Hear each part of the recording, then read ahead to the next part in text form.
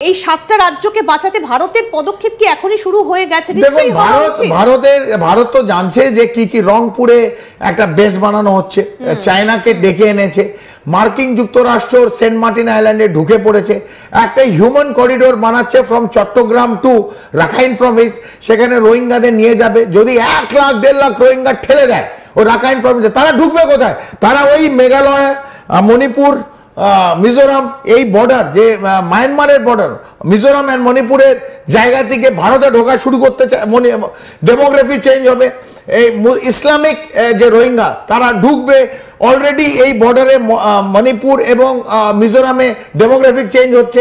একইভাবে ত্রিপুরা দিয়ে করবে, মেঘালয় দিয়ে, বাংলাদেশ দিয়ে, ডাউকি এই এলাকা দিয়ে পুশ করবে, ডেমোগ্রাফিক চেঞ্জ করবে। আপনি যদি এই মেঘালয় ডেমোগ্রাফি চেঞ্জ হলে এমনি তো অশান্তি লেগে যাবে, কারণ একটা ধর্মীয় বিভাজন ইতিমধ্যেই চলে আসছে। তো this is a plot to cut Gazaway Hind or Greater Bangladesh. This is a plot.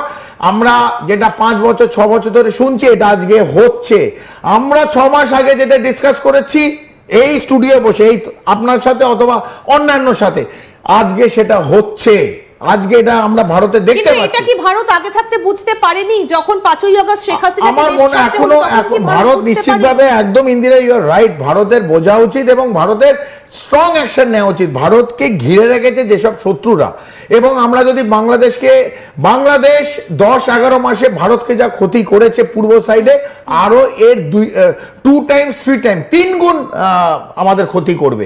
Pakistan যা করেনি, আমি আজ ক্যামেরার সামনে বললাম, তার থেকে বড় ক্ষতি বাংলাদেশ করবে আমাদের 7 সিস্টার্স এবং পশ্চিমবাংলা।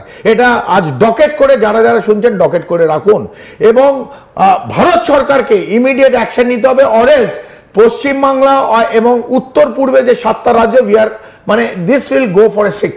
কারণ আমাদের ইমিডিয়েট অ্যাকশন নিতে হবে ইন্দিরা, আমাদের অ্যাকশন নিতে হবে যে যারা যারা এই ঘটনা ঘটছে, যে মার্কিন যুক্তরাষ্ট্র ডিপ্লোম্যাটিক চ্যানেল যদি খুলতে হয়, ডিপ্লোম্যাটিক চ্যানেলে কথা বলতে হবে। কারণ সেন্ট মার্টিন আইল্যান্ডে কেন মার্কিন যুক্তরাষ্ট্র সেনা থাকবে এই মুহূর্তে? কেন হিউম্যান করিডোর নিয়ে লক্ষ লক্ষ রোহিঙ্গা কেন বাংলাদেশের চট্টগ্রাম থেকে রাখাইন প্রভিন্সে চিন্তা করছে? কেন চার্লস ডিএফএস, মানে ওদের কনসুল জেনারেল বাংলাদেশের স্টিভ রবিনসন, অথবা মায়ানমারের যে মার্কিন যুক্তরাষ্ট্র চার্লস ডিএফএস, এরা বিভিন্ন জঙ্গি সংগঠন, মৌলবাদী সংগঠন বাংলাদেশের সঙ্গে রিপিটেড মিটিং করছে। Not only in Bangladesh, not only in Myanmar, কুয়েতে গিয়ে, কাতারে গিয়ে মিটিং করছে, হোটেলে গিয়ে মিটিং করছে। কেন? এই কেনর উত্তরটা যেমন আমাদের বুঝতে হবে, ভারত সরকার নিশ্চিতভাবে অ্যাকশন নিতে হবে। আমরা প্রত্যেকবার এইখানে আপনার কাছে জানতে চাইবো যে ভারত কি এখনো চুপ করে বসে থাকবে? কারণ ডোনাল্ড ট্রাম্প যখন বলছেন যে তিনি ভারত পাকিস্তানের মধ্যে যুদ্ধ থামিয়ে দিয়েছেন বলে একটা আপার হ্যান্ড নিচ্ছে। Not only this Indira, Donald Trump কালকের আগের দিন বলেছে যে পাকিস্তানের administration is a strong administration. এই ডোনাল্ড ট্রাম্প বলেছে is a strong administration and Pakistan prime minister is doing a wonderful job. এইটা উনি সূক্ষ্মভাবে পলিটিক্যাল বলছেন, যাতে পাকিস্তানকে সাপোর্ট দিয়ে পাকিস্তান আরো ভারতকে পশ্চিম দিক দিয়ে প্রেসার দেয়, আর পূর্ব দিক দিয়ে বাংলাদেশকে দিয়ে প্রেসার দেওয়ার। It is a political game which is playing. He is playing a nasty game. আমরা যতই সামনে হাসি বলতে চাই যে মার্কিন যুক্তরাষ্ট্রের সঙ্গে খুব ভালো ডিপ্লোম্যাটিক আমাদের রিলেশন, নো, মার্কিন যুক্তরাষ্ট্র ভারতের যে গ্রোথ, ভারতের যে ইকোনমিক গ্রোথ, মিলিটারি গ্রোথ, এই ভদ্রলোক অথবা their economic policy or their policy, মার্কিন they don't want India to be economic giant. তো আমাদের কাটতে গেলে আমাদের অশান্ত করতে হবে। কোথায় অশান্ত করবে?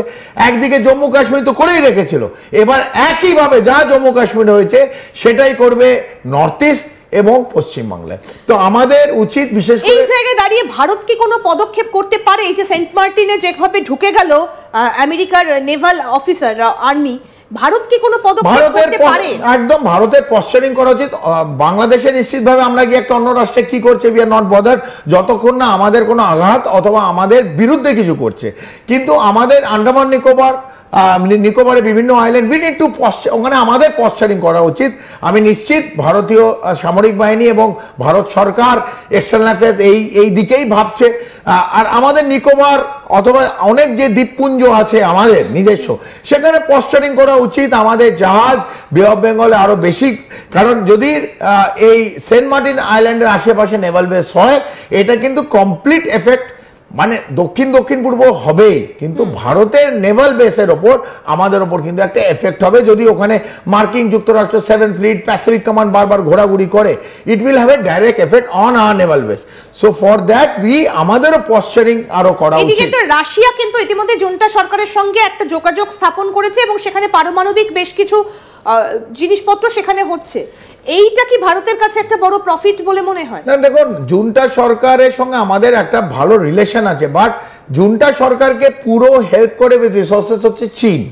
তো সেই জায়গা থেকে চীন কোনোদিন চাইবে না ভারত এগিয়ে যাক, যেমন মার্কিন যুক্তরাষ্ট্র চায় না, যেমন চীন চায় না। এরা দুটো তো ব্রিক্স এর একটা সম্মেলন রয়েছে জুলাই মাসে, G7 এ মিটিং হতে পারে, ব্রিক্স এর হতে পারে, বাট মানে যে পলিসি এক একটা দেশের রাষ্ট্রে এক একটা পলিসি চলে। ব্রিক্স কি ভাবছে সেটা একত্রিতভাবে কোনো মানে রাখে না। মার্কিন যুক্তরাষ্ট্র চায় না ভারত এগিয়ে যায়, চীন চায় না ভারত এগিয়ে যায়, বাংলাদেশ চায় ভারত ভেঙে যাক। জিনিসটা বোঝার চেষ্টা করো। চীন এবং পাকিস্তান চায় ভারতের আঘাত হোক।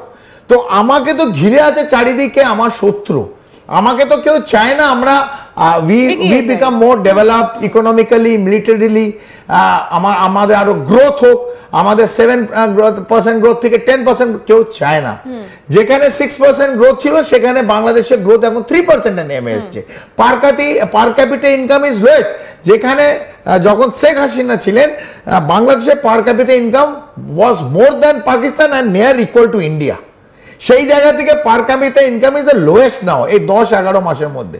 তো আমরা দেখতে পাচ্ছি Bangladesh is becoming the next Syria or Iraq, Islamic State of Iraq and Syria, IS হয়ে যাচ্ছে বাংলাদেশ। সেইখান থেকে আমার মনে হয় বাংলাদেশের ডেমোক্রেটিক যে আমরা যেটাতে শুরু করলাম যে ইলেকশন হবে April May, I don't foresee that বাংলাদেশে মোহাম্মদ ইউনূস যতদিন বসে আছে মার্কিন যুক্তরাষ্ট্রের যে দাবদাপানি বাংলাদেশের ওপর এবং তাদের টেমপ্লেট, তাদের প্লট, তাদের বিভিন্ন রিলেশন, তাদের বিভিন্ন মিটিং, আমার মনে হয় না নিজস্ব personal opinion that fair and free election বাংলাদেশে হতে পারে। জামায়াত কোনোদিন হতে দেবে না, মোহাম্মদ ইউনূস কোনোদিন হতে দেবে না, ডিপ স্টেট অফ মার্কিন যুক্তরাষ্ট্র USA কোনোদিন হতে দেবে না, এবং চীন নিশ্চিতভাবে চায় না।